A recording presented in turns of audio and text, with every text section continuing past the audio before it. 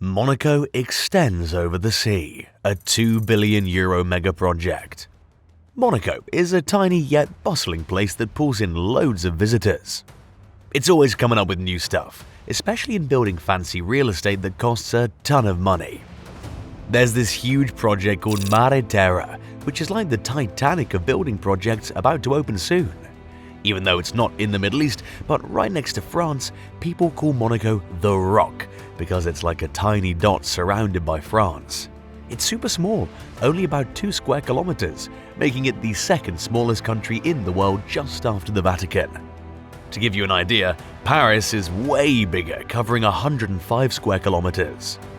But despite its small size, Monaco is packed with over 39,000 people, making it one of the most crowded places on the planet.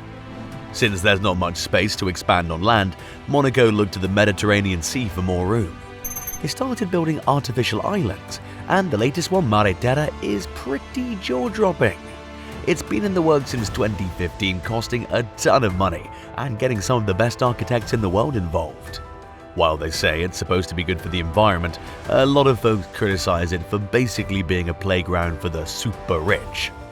But behind all the glitz and glamour, there's also the reality of a place that's been building onto the sea for over 100 years, trying to make more room for everyone. Since 1907, Monaco's been busy making more land by filling in parts of the sea.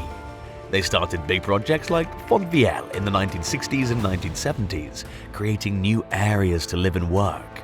In total, they've made over 50 hectares of new land, which is a huge chunk, 25% of the whole city.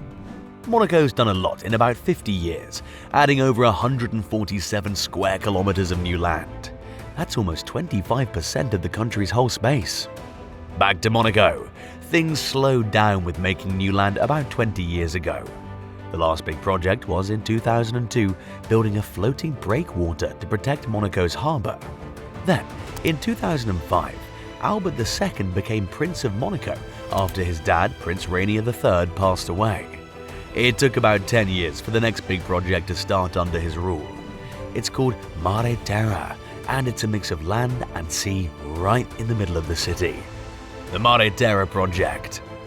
The new Mare Terra district is located between Port Hercule and Larvotto Beach. People living there will have a great view of Monaco's huge convention center, the Grimaldi Forum. The Grimaldi Forum itself will be expanded by 6,000 square meters on Mare Terra.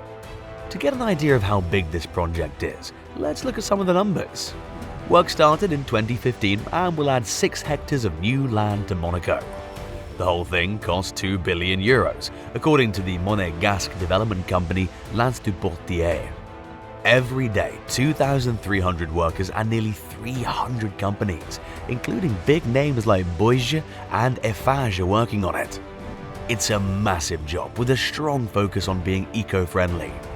Many projects claim to be green, but often it's more about looking good than actually being environmentally responsible. In Monaco, though, they seem serious about the eco-friendly aspect. They filled in a 6-hectare area of the sea with over 50 meters of material to build on. Before they did this, they cleaned the seabed and moved the Posidiona seagrass, which is important for Mediterranean underwater life, to nearby areas. The new land is also designed with a curved shape to fit in better with the environment. The construction phases. The Mare Terra neighborhood is designed to follow a sea current that flows by Monaco. This is intentional to make the project more eco-friendly. They're using materials that have a low environmental impact. The concrete caissons, which help break waves, are made to promote algae growth. These caissons sit on a giant embankment between 20 and 50 meters underwater and almost 500 meters long. This massive underwater wall is made from local rock, which was brought in huge amounts and carefully placed on the seabed by a specialized boat. After the embankment was built, 80 large reinforced concrete caissons, each 27 meters high and weighing 10,000 tons, were made in Marseille and then transported to the site by boat. These giant caissons were then filled with quarry material to anchor them in place on the embankment. They were positioned with extreme precision, with ships and divers making the final adjustments. The entire belt of caissons around the new district was finished in July 2019. The construction also includes spaces and paths to provide homes for fish. After placing the caisson, work on the embankment continued. They added quarry material to create a platform for the new buildings in the maritime district. Once finished, 40% of Mare Terra will be covered with nearly 800 trees, and most of the infrastructure will use renewable energy like solar power. They also plan to reuse 50% of the rainwater collected. Extreme precautions. The new seaward extension in Monaco includes serious precautions against flooding, especially with rising sea levels. To protect against this risk, builders have taken several safety measures. The lowest levels, like the second basements, are set 2 meters above sea level. The first living areas are 7 meters above sea level, which is much higher than the usual real estate recommendations. As of last year, this new area is said to be better protected from flooding than 99% of the surrounding coastline. This extreme protection is for the exceptional luxury buildings that will be constructed there. These 6 hectares will feature luxury homes designed by top architects.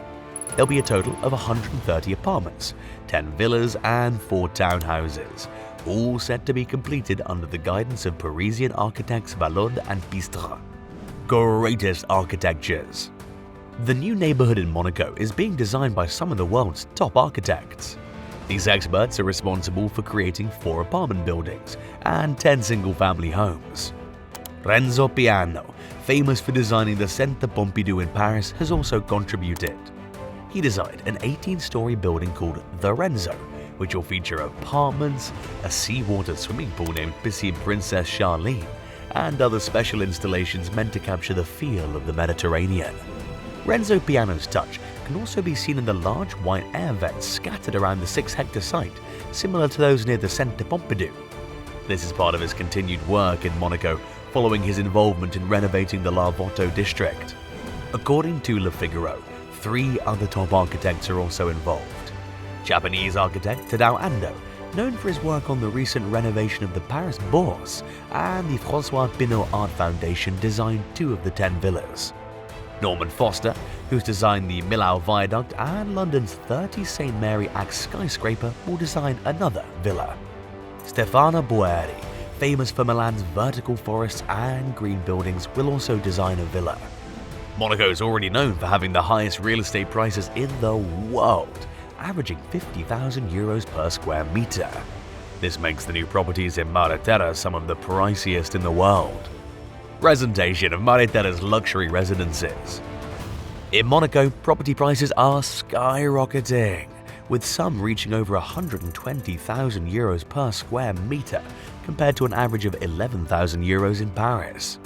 For the new Mare Terra project, no official prices have been announced, but the smallest units will be at least 300 square meters, and villas will be over 2,000 square meters. These exclusive properties are expected to cost tens of millions of euros. Despite these high prices, almost all the properties have already been sold. The developers, Monaco Monte Carlo, emphasize that the site won't just be for the wealthy. There'll be many public spaces and green areas, designed by landscape architect Michel Devin. Key features include a pine forest and a valley park, offering a green oasis in the city. There will also be the Promenade du Prince Jacques, named after Monaco's crown prince, providing a new public walkway connecting to the Mediterranean Sea. This 500-meter promenade will extend the existing Larvoto promenade and include an area under the slab to view local flora and fauna on the concrete caissons used as wave breakers.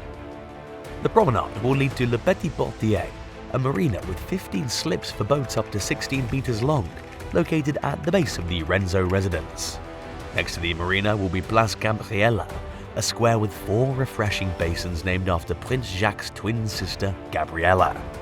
This square will serve as one of the main entrances to the new area, which will most likely be pedestrian-friendly.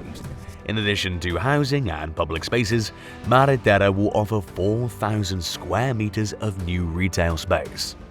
The project is set to be completed in November 2024, which is 8 months ahead of schedule. This timely completion is quite remarkable. If you enjoyed this, please let me know in the comments and don't forget to subscribe to the channel. Your support means a lot. See you soon!